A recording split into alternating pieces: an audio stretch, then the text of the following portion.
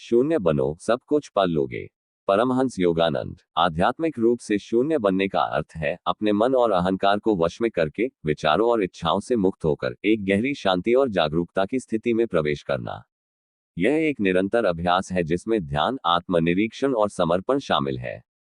आधुनिक भौतिकी समानताएं प्रस्तुत करती है, यहाँ तक कि खाली स्थान भी वास्तव में खाली नहीं होता, कण शून्य में अंदर बाहर झिलमिलाते रहते हैं, जिससे शून्यता एक संभावित क्षेत्र बन जाती है। कुछ ब्रह्मांड विज्ञानी तो ये भी अनुमान लगाते हैं कि हमारा पूरा ब्रह्मांड एक प्रारंभिक शून्य से एक क्वांटम उतार चढ़ाव से उत्पन्न हुआ है जो बिग बैंग बन गया। इस धारणा को कि शून्य से कुछ उत्पन्न हो सकता है अब विज्ञान में गंभीरता से लिया जाता है। अनंत के साथ एकाकार होना अंततः आध्यात्मिक यात्रा हमें स्वयं को शून्य से गुना करने के लिए आमंत्रित करती है, अहंकार को त्याग कर शिव के प्रतीक अनंत तत्व में विलीन होने के लिए। ऐसा करने पर हम पाते हैं कि शून्य होना हमें सब कुछ के साथ एकाकार कर देता है। विज्ञान, गणित और रहस्यवाद सभी इस सत्य की ओर संकेत करते हैं। यद्यपि शून्य शून्य का प्रतीक है, यह अनंत संभावनाओं का स्रोत है, जैसे सृष्टि से पहले का शांत शून्य जो ब्रह्मांड को बीज रूप में धारण करता है। अपने जीवन में शून्य की भावना को अपनाने से विनम्रता और खुलापन बढ़ता है और हमें अपनी कठोर पहचानों को त्यागने के लिए प्रोत्साहित करता है। आखिरकार हम शून्य से आते हैं और शून्य में लौट जाते हैं, एक ब्रह्मांडीय चक्र का अनुसरण करते हुए। शून्य बनकर शिव की शुद्ध सत्ता की अवस्था में प्रवेश करके हम उस चक्र को पूरा करते हैं और अपने वास्तविक स्वरूप का बोध करते हैं। उस बोध में बूंद और सागर एक हो जाते हैं, ससीम और अनंत एक हो जाते हैं। शून्यता अपनी पूर्णता को प्रकट करती है। शून्य की शक्ति ऐसी ही है, वह पवित्र शून्यता जो समस्त अस्तित्व का स्रोत है। शून्य बनने की प्रक्रिया। ध्यान। नियमित रूप से ध्यान करने से मन को शांत किया जा सकता है और विचारों की गति को कम किया जा सकता है। आत्मनिरीक्षण। अपने विचारों और भावनाओं का विश्लेषण करके आप ये समझ सकते हैं कि वे आपको कैसे प्रभावित करते हैं और उन्हें कैसे नियंत्रित किया जाए।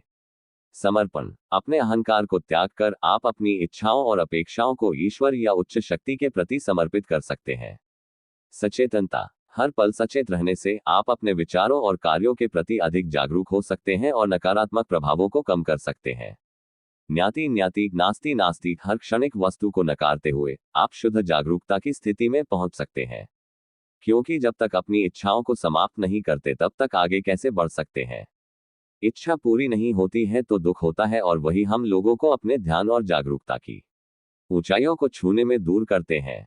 एक प्रसंग सुनाता हूं, ध्यान से सुने।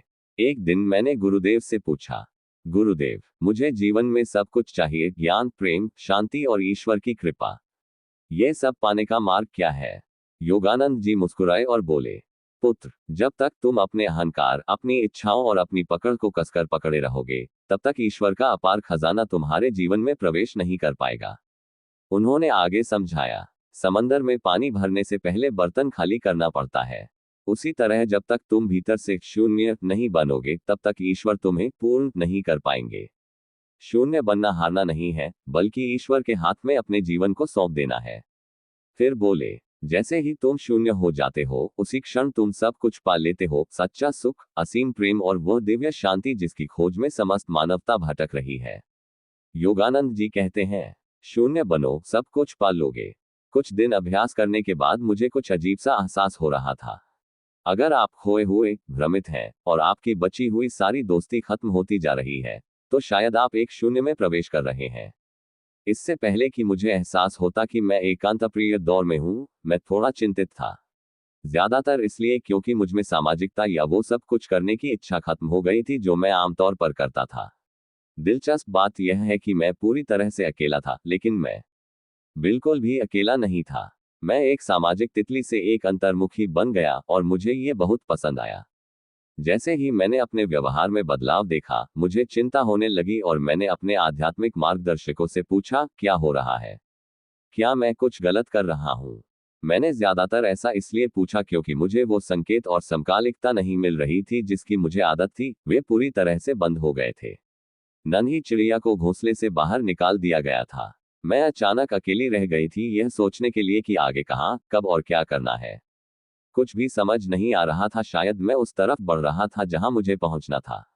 पहले ऐसा लगता था कि अकेले हूं, बाद में अभ्यास करते करते वही सब अच्छा लगने लगा था। वह एकांतपन, शांत वातावरण, प्रभु से मिलना, बातें करना, कोई ऐसी चाह नहीं रही थी जिसे पाना हो, बस लक्ष्य एक ही था, खुद को ढूंढना, अपने को पहचानना।